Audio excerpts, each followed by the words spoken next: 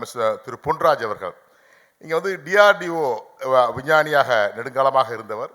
எல்லாரும் அறிஞ்ச, இளைஞர்களுக்கு தெரிஞ்ச அப்துல் கலாம் அவர்கள்ட்ட எப்படி சொல்கிறது, ஆலோசகராக, அவருக்கு ஆலோசகராக, தொழில்நுட்ப ஆலோசகராக கூட இருந்தவர். தற்போது நம்ம அரசியல் சமூகம் சார்ந்த பொது விவாதங்களில் தொடர்ந்து பங்களிச்சுக்கிட்டு இருக்காரு. மாணவருடைய சுய முன்னேற்றம் குறித்தும் தலைமை பண்புகள் குறித்தும் வாய்ப்பு கிடைக்கும் இடங்கள்லாம் விதைகளை தூவிக்கிட்டு இருக்கக்கூடியவர் நம்ம பொன்ராஜ் அவர்களை பேச அழைக்கிறோம். அன்பு நண்பர்களே வணக்கம். யூஜிசி திருத்தங்களை திரும்ப பெற கோரி கல்வி உரிமை கருத்தரங்கம் இன்றைக்கு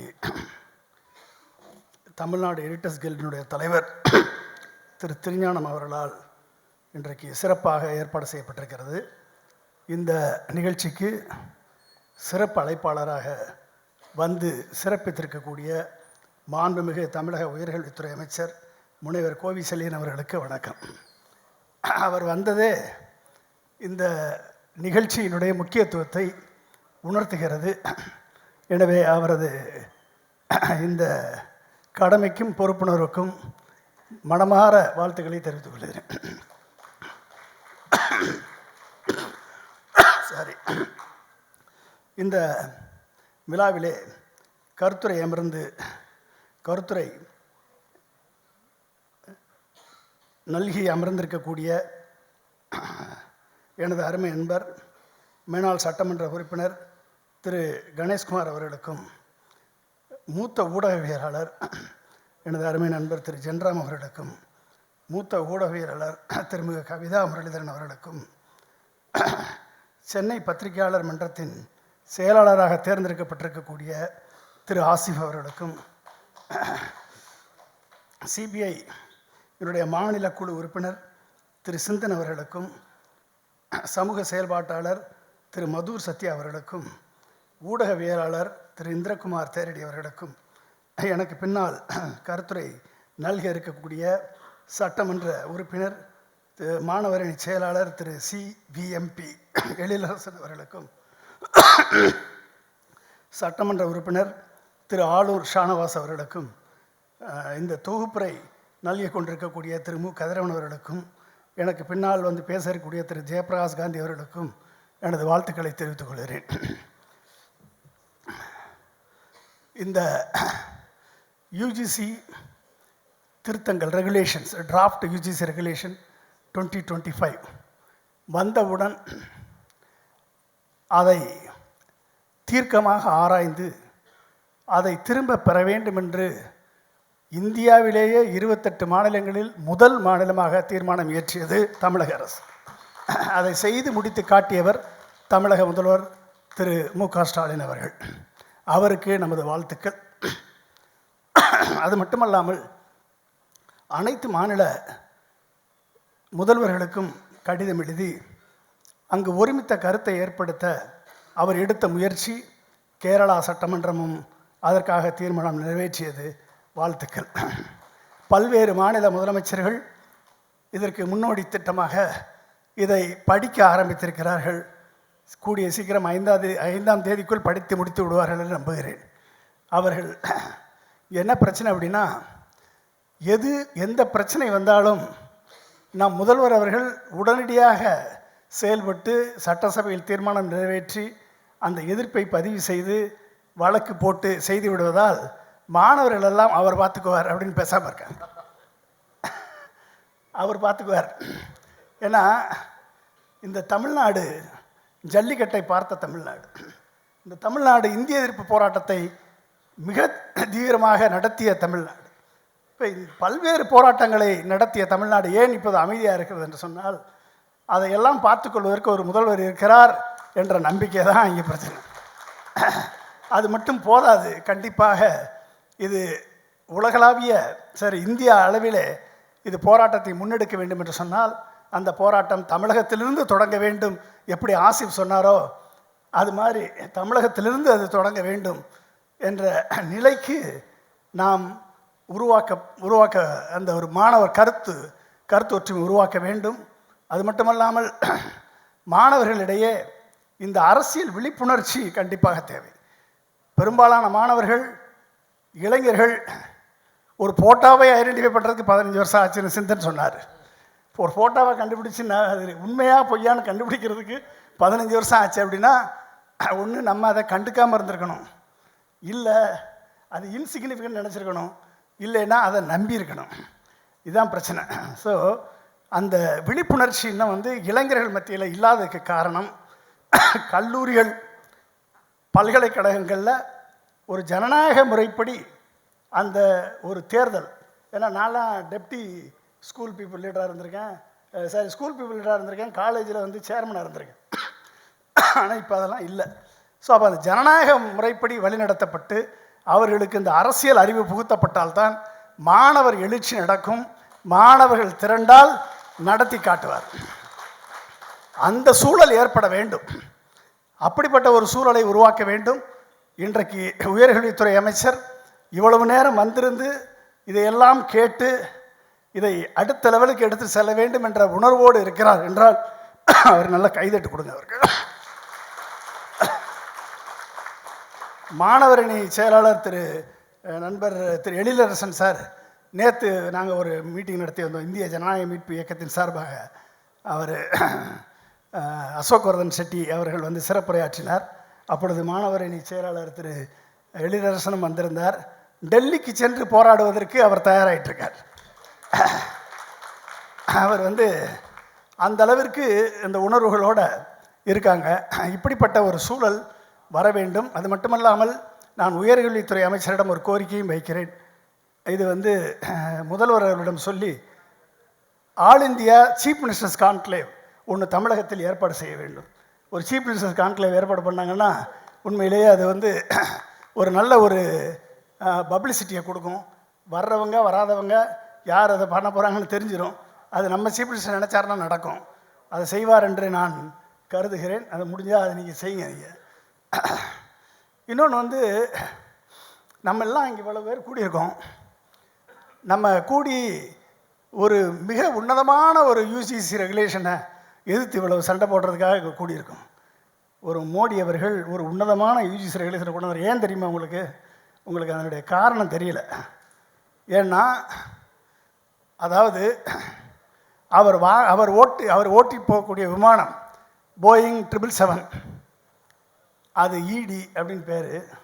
அந்த விமானம் 8400 கோடி ரூபாய்க்கு வாங்கியிருக்கார்.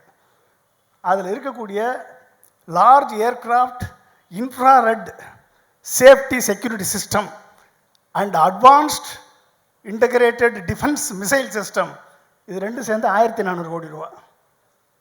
இது ரெண்டும் சேர்ந்து கிட்டத்தட்ட 10,000 கோடிக்கு வாங்கியிருக்காரு. இது அவர் மனசில் உறுத்திக்கிட்டே இருக்குது. இது 10,000 கோடி நான் போகிற விமானத்துக்கு செலவா? உடனடியாக இதை நீக்கிவிட்டு புஷ்ப விமானத்தை தயார் பண்ணுங்கன்னு சொல்லி உத்தரவிட்டிருக்கார். இனிமேல் புஷ்ப விமானத்தில் தான் அவர் பறப்பார். ஏன்னா அதுக்கு தான் இந்த யூஜிசி டிராஃப்ட் ரெகுலேஷன் வந்திருக்கு. நம்ம பின்னால் கொண்டு போய் செலவில்லாமல் பறக்கக்கூடிய புஷ்ப விமானம் வரப்போகுது. சீக்கிரம் அழிவிப்பு வரும். அது மட்டும் இல்லாமல் இந்தியன் நாலேஜ் சிஸ்டம்னு நம்ம யூஜிசி டிராஃப்ட் ரெகுலேஷனில் சொல்லியிருக்காங்க. இந்தியன் நாலேஜ் சிஸ்டம் நம்ம ஐஐடி டைரக்டர் கற்றறிந்த பெருமகனார் ஐஐடி டைரக்டர் அவருக்கு ஒரு மூத்திர பார்சல் ஒன்று அனுப்பணும். மாட்டு மூத்திர பார்சல் அனுப்புனா அவர் வாங்கி வச்சு அவர் பயன்பெறுவார். நீங்கள் இதை லேசாக நினைக்காதீங்க. மாட்டு மூத்திரம், கவுடங், கவ் யூரின், இதில் பை ப்ராடக்ட் நீங்கள் ஒர்க் பண்ணால் 5 கோடிக்கு ப்ராஜெக்ட் போட்டீங்க அப்படின்னா 60% உங்களுக்கு கிராண்டாக கொடுக்குறான். 60% கிராண்ட். ஸோ 5 கோடியில் 60%னா எனக்கு 3 கோடி உங்களுக்கு ஃப்ரீயாக கொடுத்துட்றான். மாட்டு மூத்திரத்தை ரிசர்ச் பண்ணிங்கன்னா அதை ரிசர்ச் பண்ணி ஒரு மிகப்பெரிய ஒரு புரட்சிகரமான திட்டம். என்ன திட்டம் அப்படின்னா, இனிமேல் ஆன்டிபயோட்டிக் யாரும் யூஸ் பண்ணக்கூடாது, ஆன்டி வைரல் ட்ரக் யாரும் யூஸ் பண்ணக்கூடாது, ஆன்டி மலேரியா ட்ரக் யாரும் யூஸ் பண்ணக்கூடாது. ஒன்லி கவுடங் யூரின் தான். அதிலிருந்து வரக்கூடிய ப்ராடக்ட் தான் இனிமேல் வந்து மெடிசனாக வரப்போகுது. So be prepared for that. 2 இப்படியெல்லாம் வந்து பல்வேறு முற்காலத்திற்கு உங்களை இட்டு செல்வதற்கு, ஒரு பொற்காலத்திற்கு உங்களை இட்டு செல்வதற்கு ஒரு யூஜிசி டிராஃப்ட் ரெகுலேஷன் போட்டால் இத்தனை பேர் கூடி வந்து எதுக்குறீங்க நீங்கள்? நியாயமா? அது நியாயமா சார்? அதாவது கார்பரேட்டைசேஷன் அப்படின்ற ஒரு திட்டத்தில் ஒட்டுமொத்தமாக கார்பரேட்டைசேஷன் பண்ணுறது அப்படின்னா, நீங்கள்லாம் வந்து அந்த காலத்தில் ஆல்பர்ட் ஐன்ஸ்டீன் கேள்விப்பட்டிருப்பீங்க. ஓகே, அடுத்து யார்? தாமஸ் ஆல்வா எடிசன் கேள்விப்பட்டிருப்பீங்க. அடுத்து ஃப்ளமிங் கேள்விப்பட்டிருப்பீங்க. மார்க்கோனி கேள்விப்பட்டிருப்பீங்க. இன்னைக்கு உண்மையிலே மிகப்பெரிய சாதனையை எலன் மாஸ்க் பண்ணியிருக்கார். என்ன பண்ணியிருக்காரு? ஒரு ராப்டர் என்ஜினை கிரியேட் பண்ணியிருக்காரு. 33 என்ஜின் ஒரு ஸ்பேஸ் இப்போ தூக்கிட்டு போகுது மேலே. மிகப்பெரிய சாதனை. ஆனால் பேர் யாருக்கு வந்தது? பேடிஎம்மில், பேபாலில் வந்து அவர் இன்வெஸ்ட் பண்ணி அதுலேருந்து வந்த பணத்தை இது இன்வெஸ்ட் பண்ணி ஒரு மிகப்பெரிய சாதனையை படைச்சிருக்கார் எலன் மாஸ்க். ஆனால் அந்த ராப்டர் என்ஜினை உருவாக்கின சயின்டிஸ்ட் யாருக்காவது தெரியுமா? யாருக்காவது தெரியுமா? Falcon 9 aircraft. இந்த ராப்டர் என்ஜின் வந்து liquid methane and liquid oxygen ரெண்டுலையும் இயங்குது. Falcon 9 aircraft refined kerosene. இந்த ரிஃபைன்டு கெரோசின் வந்து ரீயூசபிள் லான்ச் வைக்கலாம் ஃபஸ்ட் லான்ச் பண்ணாங்க. ஃபால்கான் 1 போகும்போது நானும் அப்துல் கலாமா அங்கே ஸ்பேஸ் எக்ஸ்க்கு விசிட் பண்ணியிருக்கோம். ஆனால் இது வரைக்கும் அதை செய்தது யாருன்னு உங்களுக்கு தெரியுமா? யாருக்காவது தெரியுமா? எலன் மாஸ்க் மட்டும்தான் தெரிவார். ஓகே, இதுதான் கார்பரேட்டைசேஷன். ஓகே, இந்தியாவை சயின்டிஃபிக் ரிசர்ச்சுக்கு கட்டமைத்தவர் ஜவஹர்லால் நேரு அவர்கள். சயின்டிஃபிக் ரிசர்ச் விக்ரம் சாராபாயும் ஜவஹர்லால் நேரு, விக்ரம் சாராபாயும் இந்திரா காந்தியும் இருவரும் சேர்ந்து இந்த இஸ்ரோவை, அப்போ இன்ஸ்கோபார்ன்னு இருந்தது, ஸ்பேஸ் ப்ரோக்ராமை உருவாக்குனாங்க. விக்ரம் சாராபாய் உங்களுக்கு தெரியும்.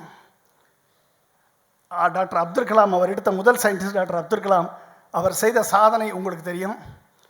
அதுக்கடுத்து வந்த பிரம்ம பிரகாஷ், சதீஷ் தாவன், அதுக்கடுத்து வந்த யூஆர் ராவ், இப்படி பல்வேறு சயின்டிஸ்ட். அதுக்கடுத்து வந்த சிவன், மயில்சாமி அண்ணாதுரை, இப்போ வந்திருக்கக்கூடிய வீரவேல், அதுக்கடுத்து வந்த இப்போ நடராஜன், இத்தனை பேர் சாதனை சரித்திரம் படைத்தவர்கள். கவர்மெண்ட் காலேஜில் கவர்மெண்ட் ஸ்கூலில் படித்து இத்தனை டெஸ்ட்டு நீட்டு யூசி கூட்டெல்லாம் எழுதாமல் போய் வந்தவங்க, எதுவுமே பண்ணாமல் போய் சாதனை படைத்தவங்க. இப்போ சாதனை படைத்தவர்கள் இன்றைக்கு தெரிகிறார்கள். இதை ப்ரைவேட்டைஸ் பண்ணியாச்சு. இஸ்ரோ வந்து ஏன் சக்ஸஸ்னா, ஒரு மிஷன் ஓரியன்ட் ரிசர்ச் அதுதான் சக்ஸஸ். மிஷன் ஓரியன்ட் ரிசர்ச் தான் சக்ஸஸ். அதுக்குன்னு ஒரு தனி போர்டு ஆஃப் மேனேஜ்மெண்ட் இருக்குது. இந்த போர்ட் ஆஃப் மேனேஜ்மெண்ட் தான் டிசைட் பண்ணும். யாருமே அதில் தலையிட முடியாது. அவர்கள் டிசைட் பண்ணுவாங்க, சயின்டிஸ்ட் டிசைட் பண்ணுவாங்க. அவர்கள் பண்ணதுனால தான் இன்றைக்கி ஸ்பேஸ் ப்ரோக்ராம் உலகத்தில் 15 டைம்ஸ் காஸ்ட் லெஸ்ஸர் தென்ல நம்ம லான்ச் பண்ணிகிட்ருக்கோம். நிலவிற்கு சந்திராயன் போய் இறக்கியிருக்கோம், நிலவில் தண்ணீர் இருப்பதை கண்டறிந்திருக்கோம், மார்ஸுக்கு வந்து மங்கள்யான் அனுப்பியிருக்கோம். இத்தனை விஷயத்தை நம்ம பண்ணியிருக்கோம் with 15% less cost compared to America or any other developed country. இது யாருமே நீட்லேயோ கியூட்லேயோ வந்தவர்கள் கிடையாது. சாதாரண அரசு பள்ளியில் படித்து இந்த நிலைக்கு வந்தவர்கள் தான் அவர்கள். இன்றைக்கு இதை ப்ரைவேட்டைஸ் பண்ணியாச்சு. இன்ஸ்பேஸ்னு ஒரு ப்ரைவேட்டைசேஷன் இன்ஸ்டியூஷனை கொண்டு வந்து இஸ்ரோ நீங்கள் மிஷன் ஓரியன்ட் ரிசர்ச் பண்ண வேணாம், நீங்கள் வெறும் அகாடமிக் ரிசர்ச் பாருங்கள், மற்றதெல்லாம் ப்ரைவேட் பார்த்துக்குன்னு சொல்லிட்டான். அப்போ என்ன, கார்பரேட்டைஸ் பண்ணி இதுவரைக்கும் உருவாக்கி வச்சுருந்த entire rocket launching facility, infrastructure, technology எல்லாத்தையும் ப்ரைவேட்டுக்கு கொடுத்துருங்க, அவங்க பார்த்துக்குவாங்க, மிஷன் ஓரியன்ட் ரிசர்ச் நீங்கள் பண்ண வேணாம் என்று சொல்லிவிட்டால் என்ன அர்த்தம்? ஃபஸ்ட்டு அதில் ரிசர்வேஷன் கிடையாது. ஓபிசி எஸ்சி எஸ்டி ரிசர்வேஷனில் உள்ளே யாரும் போக முடியாது. ப்ரைவேட்டைஸ் பண்ணியாச்சு, முடிஞ்சு போச்சா? இது நடந்துருச்சு, ஆல்ரெடி நடந்துருச்சு. இது நடந்தே 4 வருஷம் ஆச்சு. அதுக்கடுத்து டிஆர்டிஓவில் எத்தனை மிசைல், அக்னி, பிருத்திவி, ஆகாஷ், நாக், திரிசூல், பிரம்மோஸ், இத்தனை மிசைலை சக்ஸஸ்ஃபுல்லாக லான்ச் பண்ணியிருக்கு. எல்லாரும் யார்? அரசு பள்ளியில் படித்து போனவர்கள் தான். இத்தனையும் நடந்திருக்கு. இதையும் ப்ரைவேட்டைஸ் பண்ணியாச்சு. அப்படின்னா என்ன அர்த்தம்? நீ வந்து அகாடமிக் ரிசர்ச்சை மட்டும் பாருங்கள், மிஷனோட ரிசர்ச் பார்க்காதீங்க. அப்போ மிஷன் ஓரியன்ட் ரிசர்ச் இல்லைன்னா ஒட்டுமொத்தமாக நமது சயின்டிஃபிக் ரிசர்ச் கீழே போயிடும், கமர்ஷியல் தான் வரும். இந்தியாவில் யாராவது இண்டஸ்ட்ரியலிஸ்ட் இருக்காங்களா, பிஸ்னஸ்மேன் இருக்காங்களா? எத்தனை இண்டஸ்ட்ரியலிஸ்ட் இருக்காங்க இந்தியாவில்? இந்தியாவில் மிக ஒரே ஒரு இண்டஸ்ட்ரியலிஸ்ட் டாட்டா. மற்ற எல்லாருமே பிஸ்னஸ் பண்ணுறவன் இன்வெஸ்ட் பண்ணுவானா? இண்டஸ்ட்ரியலிஸ்டாக இருந்தான்னா அவனுக்கு இன்னோவேஷன் தெரியும், அவனுக்கு டிஸ்கவரி தெரியும், அவனுக்கு ப்ராடக்டுடைய மகிமை தெரியும், அவன் இன்வெஸ்ட் பண்ணுவான். ஆனால் இந்தியாவில் இருக்க வேணா பிஸ்னஸ்மேன், இந்த பிஸ்னஸ்மேனை வச்சுக்கிட்டு இஸ்ரோவை ப்ரைவேட்டைஸ் பண்ணிட்டான், டிஆர்டிஓவை ப்ரைவேட்டைஸ் பண்ணியாச்சு. டிஆர்டிஓவில் டிஎஸ் கொத்தாரி ஒரு மிகப்பெரிய சயின்டிஸ்ட், அவர் தான் உருவாக்கினார் டிஆர்டிஓவை. அதுக்கடுத்து அப்துல் கலாம், டிஆர்டிஓலையும் அவர் தான். அதுக்கடுத்து doctor Kotahari Narayana, first LGA light combat aircraft. Doctor Sivathanu Pillai, BrahMos. இன்னைக்கு உலகத்திலேயே சூப்பர்சானிக் குரூஸ் மிசைல் இந்தியாவில் இருக்குன்னா அது பிரம்மோஸ் தான் காரணம். அதை பண்ணவர் திருநெல்வேலிக்காரர் நம்ம சிவதானு பிள்ளை. இத்தனையும் உருவாக்குனது யாரு? அடுத்து நீங்கள் வந்து சிஎஸ்ஐஆர் எடுத்துக்கோங்க, சாந்தி ஸ்வரூப் பட்நாகர் பேர் உங்களுக்கு தெரியும். அதுக்கடுத்து மசேல்கர் உங்களுக்கு தெரியும் பேர். அதுக்கடுத்து இப்படி பல்வேறு சயின்டிஸ்ட் பேரெல்லாம் உங்களுக்கு தெரியும். இது எல்லாத்தையும் கார்பரேட்டைஸ் பண்ணிட்டா அம்பானியினுடைய ஓஎன்ஜிசியினுடைய சிஇஓ உங்கள் பேர் தெரியுமா? அம்பானி ஓஎன்ஜிசி சிஇஓ உங்களுக்கு பேர் தெரியுமா? அம்பானியினுடைய அதானியினுடைய போர்ட் யார் உருவாக்குனது அவருக்கு உங்களுக்கு பேர் தெரியுமா யாருக்காவது? அம்பானி ரிலையன்ஸை கட்டி கொடுத்த ஒரு பெரிய டெக்னாலஜிஸ்ட் யாராவது ஒருத்தர் பேர் சொல்லுங்கள். டெக்னாலஜி இல்லாமல் வந்துருச்சு அது. அப்போ என்ன அர்த்தம்? ஸ்பெஷலைசேஷன் இருக்கக்கூடாது, ஜென்ரலைசேஷன் வரணும்னு யூஜிசி ரெகுலேஷனில் கொண்டாந்துருக்கான். காரணம், ஸ்பெஷலைசேஷன் யாரும் வந்துடக்கூடாது, ஜென்ரலைசேஷன் இருங்க. இது எங்கேருந்து வந்துச்சு அப்படின்னா, இப்போ கூகுள் போன்ற எம்என்சி கம்பெனிஸ் எல்லாம் என்ன பண்ணுறாங்கன்னா, டிகிரி தேவையில்லை, உன் டிகிரி எனக்கு தேவையில்லை, நான் கொடுக்குற கோர்ஸை படி, அந்த கோர்ஸை பாஸ் பண்ணேன்னா, நான் கொடுக்குற டெஸ்ட்டை பாஸ் பண்ணேன்னா, aptitude test, spoken English test, reasoning test, இதெல்லாம் பாஸ் பண்ணேன்னா உனக்கு டிகிரி தேவையில்லை, நான் உன்னை உள்ளே எடுத்துக்குவேன்னு சொல்கிறான். ஆனால் இண்டஸ்ட்ரி 5.0 ஆர்டிஃபிஷியல் இன்டெலிஜென்ஸ் வந்த பிறகு, ஒட்டு மொத்தமாக ஆட்டோமேஷன் ஆன பிறகு எல்லாரும் வேலை இழக்கப் போகிறார்கள். அப்படிப்பட்ட சூழல் வரும் பொழுது நம்மளை எங்கே கொண்டு போகிறாங்க அப்படின்னா, இந்தியன் நாலேஜ் சிஸ்டத்தை நீ படித்தாதான் இனிமேல் நீ ப்ரொஃபஸர் ஆக முடியும், லெக்சர் ஆக முடியும். நாலேஜ் சிஸ்டம் என்னன்னா, இவங்கெல்லாம் சொன்னாங்க, மதுர் தேரடியெல்லாம் சொன்னாங்க நாலேஜ் சிஸ்டம் என்ன அப்படின்னு. அப்போ பழங்காலத்து சிஸ்டத்தை நீங்கள் படித்தாதான் இனிமேல் டாக்டர் ஆக முடியும்னு சொல்கிறான். உலகம் இண்டஸ்ட்ரி 5.0 நோக்கி போயிட்டுருக்கு, ஜப்பான் சொசைட்டி 6.0 நோக்கி போயிட்டுருக்கான், இந்தியா கோமியத்தை நோக்கி போயிட்டுருக்கு. இதுதான் சுச்சுவேஷன். இப்படிப்பட்ட சுச்சுவேஷனை கிரியேட் பண்ணி ஒரு ஜென்ரலைசேஷன் இல்லாமல் கார்பரேஷன் வரும் பொழுது என்ன ஆகும் அப்படின்னா, இனிமேல் ஸ்பெஷலைசேஷன் யாரும் வரக்கூடாது, கார்பரேட் டிசைட் பண்ணோம். அது ஸ்பேஸாக இருக்கட்டும், டிஆர்டிஓ இருக்கட்டும், அட்டாமிக் எனர்ஜியாக இருக்கட்டும். அட்டாமிக் எனர்ஜி நியூக்ளியர் ரியாக்டர் ப்ரைவேட்டுக்கு கொடுக்குறான். இப்போ நியூக்ளியர் ரியாக்டரை கட்டுறது ப்ரைவேட், அதனுடைய சேஃப்டியை பற்றி ப்ரைவேட் யோசிப்பானா? அதனுடைய சேஃப்டி அண்ட் செக்யூரிட்டியை பற்றி ப்ரைவேட் இன்வெஸ்ட் பண்ணுவானா? அதில் இருக்கக்கூடிய சில நுணுக்கமான சேஃப்டி கைட்லைன்ஸை ரிமூவ் பண்ணிட்டான். ரிமூவ் பண்ணிட்டு ப்ரைவேட்டுக்கு கொடுக்குறான்னா என்ன அர்த்தம்? மக்கள் உயிர் எக்கேடு கட்டு போனாலும் பரவாயில்லை என்ற நிலைமையை இவர்கள் கொண்டு வருகிறார்கள் என்று அர்த்தம். இது யூஜிசிக்கு மட்டும் வந்ததில்லை. UGC is last nail on the caffeine. இதுக்கு முன்னால் இத்தனையும் காலி பண்ணியாச்சு. டிஆர்டிஓ காலி, இஸ்ரோ காலி, டிஏஇ காலி, சிஎஸ்ஐஆர் காலி, எல்லாம் ப்ரைவேட்டைசேஷன் பண்ணிவிட்டு கடைசியில் கல்விக்கு வந்திருக்காங்க. நண்பர்களை, இன்னமும் நாம் விழித்து கொள்ளாவிட்டால் இது மிகப்பெரிய ஒரு சிக்கலில் கொண்டாந்து முடியும். அப்போ இதெல்லாம் வந்து இத்தனை பிரச்சனைகள், விசி அப்பாயின்மெண்ட்டாக இருக்கட்டும், ஃபேக்கல்ட்டி அப்பாயின்மெண்ட்டாக இருக்கட்டும், உங்களுடைய ப்ரொமோஷன் பாலிசியாக இருக்கட்டும். ப்ரொமோஷனுக்கு நீங்கள் வந்து இண்டஸ்ட்ரியோட டைப் பண்ணி கொண்டாடணும். எத்தனை இண்டஸ்ட்ரி இங்கே கொடுக்குறான், எத்தனை இண்டஸ்ட்ரி இன்வெஸ்ட் பண்ணியிருக்கான்? அமெரிக்காவினுடைய investment on scientific research $108 billion. அமெரிக்காவினுடைய investment on scientific research $108 billion. இந்தியாவினுடைய investment on scientific research only $3.5 billion. $3.5 billion நீ இன்வெஸ்ட் பண்ணிட்டு அமெரிக்காவுடைய பாலிசியை கொண்டாந்து இங்கே அடாப்ட் பண்ணால் இந்த சிஸ்டம், இந்த நாடு தாங்குமா? பிரேமருக்கு கொண்டு வரணும், சிஸ்டம் கொண்டு வரணும். எல்லாத்தையும் வந்து பிற்போக்குத்தனமான கொள்கைகளை முன்னால் வைத்து இந்த இளைஞர்களது கனவுகளை, லட்சியங்களை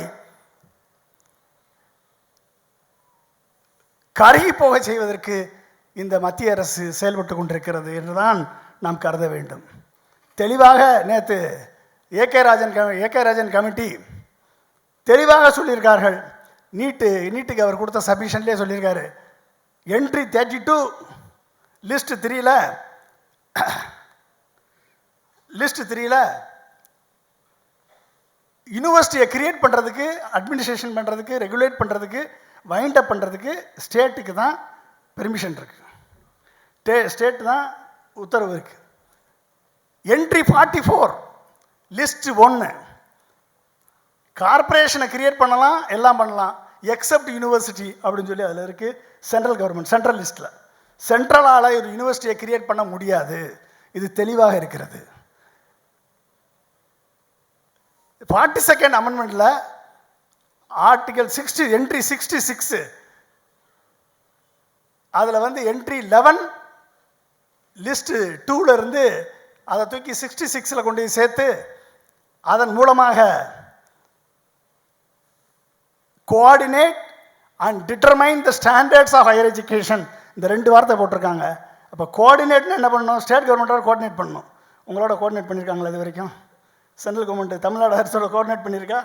இந்த டிராஃப்ட் ரெகுலேஷன் பண்ணுறதுக்கு உங்கள்கிட்ட கருத்து கேட்டிருக்காங்களா? இது வரைக்கும் கேட்கல. ஆனால் டிராஃப்ட் ரெகுலேஷன் வந்துருச்சு. இதை எதிர்த்து போராட வேண்டிய நிலைமைக்கு ஒவ்வொரு மாநிலமும் தள்ளப்பட்டிருக்கிறது. அப்போ என்ன அர்த்தம்? It is ultra vires of the UGC regulation. இன்னொன்று வந்து ஏகே ராஜன் தெளிவாக சொல்லியிருக்காரு. இதில் வந்து இந்த 2 இருந்தாலும் சட்டம் என்ன நோக்கத்திற்காக உருவாக்கப்பட்டதோ அந்த நோக்கத்தை மீறுவதற்காக சபார்டினேட் லெஜிஸ்லேஷன் வந்தாலும் மெயின் லெஜிஸ்லேஷன் தான் செல்லுபடியாகும் என்று சொல்லியிருக்கிறார். அப்போ சபார்டினேட் லெஜிஸ்லேஷன் ஆக உருவாக்கப்பட்ட யூனிவர்சிட்டி கிராண்ட்ஸ் கமிஷனுடைய சட்டம் இதில் செல்லுபடி ஆகாது. எனவே மாநிலத்திற்குத்தான் இதை நிர்வகிக்கக்கூடிய உரிமை உண்டு, மாநிலத்திற்குத்தான் அட்மினிஸ்ட்ரேட் பண்ணக்கூடிய உரிமை உண்டு, மாநிலத்திற்குத்தான் விசிஐ போடக்கூடிய உரிமை உண்டு. இதை செய்வதற்கு மாநிலத்திற்கு முழு அதிகாரம் உண்டு, மத்திய அரசிற்கு அதிகாரம் இல்லை. ஆனால் அதையும் இவர்கள் மாற்றினாலும் மாற்றுவார்கள், சட்டத்தை உருவாக்கினாலும் உருவாக்குவார்கள். அந்த சூழல் வரும். எனவே அது மட்டும் இல்லை, இந்த நிலைமையை மாற்றுவதற்கு நம்ம சட்ட போராட்டம் இருக்குது. நம்ம வந்து ஏகே ராஜன் சொன்ன கமிட்டி சொன்னபடி நம்ம வந்து இதை வந்து சுப்ரீம் கோர்ட்டில் நம்ம ஃபைட் பண்ணலாம், இதை வந்து நம்ம ஆர்கியூ பண்ணலாம். இந்த சட்டத்தின்படி நம்ம வந்து ரிஜிஸ்ட்ரேட் பண்ணலாம். ஒட்டுமொத்தமாக அனைத்து சான்சலரையும் கவர்னரிலிருந்து நீக்கிட்டு முதலமைச்சரை சான்சலராக மாற்ற வேண்டும், கண்டிப்பாக மாற்ற வேண்டும். அதுக்கு வந்து மசோதா தாக்கல் பண்ணி நீங்கள் அனுப்புவீங்க, அவர் பாஸ் பண்ண மாட்டார். அப்புறம் சுப்ரீம் கோர்ட்டு போய் அதை பாஸ் பண்ண வைக்கணும் அவரை. ஸோ இது ஒன்று செய்யணும். 2வது, அது மட்டுமல்ல, ஒரு ப்ரொவிஷன் ஒன்று வந்து சொல்லி முடிக்கிறேன் நான். ஐஐடிக்கு பட்ஜெட் 10,000 கோடி, என்ஐடிக்கு பட்ஜெட் 5,000 கோடி. இத்தனை பல்கலைக்கழகம் நிர்வகிக்கக்கூடிய யூஜிசிக்கு பட்ஜெட் 2,500 கோடி. கும்பமேளாவுக்கு 7,500 கோடி. கும்பமேளாவுக்கு ஏன்னா அங்கேருந்தால் இனிமேல் வைஸ் சான்சலர் கவர்னர்ஸ்லாம் வரப்போகிறாங்க. என்ன 7,500 கோடி பட்ஜெட் கும்பமேளாவுக்கு மட்டும். ஸோ இதெல்லாம் வந்து நீங்கள் பார்க்குறீங்க. இந்த 2,500 கோடி பட்ஜெட்டில் ஒரு தனியார் யூனிவர்சிட்டி, தஞ்சாவூரில் இருக்கக்கூடிய ஒரு தனியார் பல்கலைக்கழகத்துக்கு எக்ஸிக்யூட்டட் ப்ராஜெக்ட்டுக்கு 800 கோடி கொடுத்துருக்கான். கரண்டில் ரன்னிங் ஆகக்கூடிய ப்ராஜெக்ட்டுக்கு 900 கோடி. எவ்வளோ ஆச்சு? 1,700 கோடி ஆச்சு. மொத்தம் 2,500 கோடி. இந்த இதில் தமிழ்நாட்டில் இருக்கக்கூடிய 6 பல்கலைக்கழகத்துக்கு, ஒரு பல்கலைக்கழகத்துக்கு 50 கோடி சாங்ஷன் பண்ணி அப்படியே நிற்கிது, இன்னும் வரல. மொத்தம் 300 கோடி வரணும், இன்னும் வரல. ஆனால் தனியார் டீம்டு யூனிவர்சிட்டிக்கு 1700 கோடி கொடுத்துருக்காங்கன்னா எப்படிப்பட்ட அதிகார துஷ்பிரயோகம் இங்கே நடக்கிறது என்பதை பற்றி நீங்கள் பார்த்துக்கங்க. சாஸ்திரா யூனிவர்சிட்டி. ஓகே. ஸோ இது இப்படிப்பட்ட அதிகார துஷ்பிரயோகம். அவன் வந்து யூஜிசி மட்டும் இல்லை, யூஜிசி, டிஎஸ்டி எல்லாத்துலேயும் வாங்கியிருக்காங்க, கிராண்ட் வாங்கியிருக்காங்க, நடக்குது. ஆனால் நம்மளுடைய ஸ்டேட் ஓன்டு யூனிவர்சிட்டிஸுக்கு எந்த விதமான கிராண்ட்டுக்கு வரமாட்டேது. இப்படிப்பட்ட ஒரு மாற்றாந்தாய் மனப்பான்மையோடு இருக்காங்க. இதில் நான் வந்து ஒரு சின்ன சஜஷன் மட்டும் சொல்லி முடிக்கலான் இருக்கேன். உயர்கல்வித்துறை அமைச்சர் இருக்கிறதுனால நான் என்ன சொல்கிறேன், IIT, NIT, IIM, IISC not governed by UGC. யூஜிசியால் கவர்ன் பண்ணப்படவில்லை. அதுக்கு separate legislation pass by parliament. சரி, இது ஸ்டேட் அது மாதிரி உருவாக்க முடியுமா அப்படின்னா, ட்ரிபிள் ஐடி அப்படின்னு ஒன்று ஹைதராபாத்தில் உருவாக்கியிருக்காங்க, ட்ரிபிள் ஐடி பெங்களூர் ஒன்று உருவாக்கியிருக்காங்க. இந்த ரெண்டுமே வந்து specialised university with autonomous body. இந்த அட்டானமஸ் பாடியோட கிரியேட் பண்ணியிருக்காங்க. இது வந்து triple IT not governed by UGC, not controlled by UGC. இது வந்து ஸ்டேட் கவர்மெண்ட்டை உருவாக்கியிருக்காங்க. நான் என்ன சொல்ல வரேன், நீங்கள் ஒரு பக்கம் ஃபைட் பண்ணுங்கள், ஒரு பக்கம் போராடுவோம். ஆனால் நம்ம எந்த போராட்டத்தையும் கேட்குற மாதிரி தெரியல. அதை எல்லா போராட்டத்தையும் வாங்கிட்டு இந்திரகுமார் தேரடி சொன்னது மாதிரி எல்லா எம்பிக்களையும் ஜேபிசிலேருந்து தூக்கி போட்டு கடைசியில் நாங்கள் வச்சதான் நிறைவேற்றுற மாதிரி நிறைவேற்றி போயிட்டே இருப்பாங்க. நான் என்ன சொல்கிறேன், நீங்கள் அப்படிப்பட்ட ஒரு சூழல் வருமானால் தமிழக அரசு, தமிழக முதல்வர் சட்டமன்றத்தை கூட்டி அனைத்து பல்கலைக்கழகங்களையும் ஸ்பெஷல் அட்டானமிக் இன்ஸ்டிடியூஷனாக ட்ரிபிள் ஐடி மாடலில் உருவாக்க வேண்டும் என்று கேட்டுக்கொள்கிறேன்.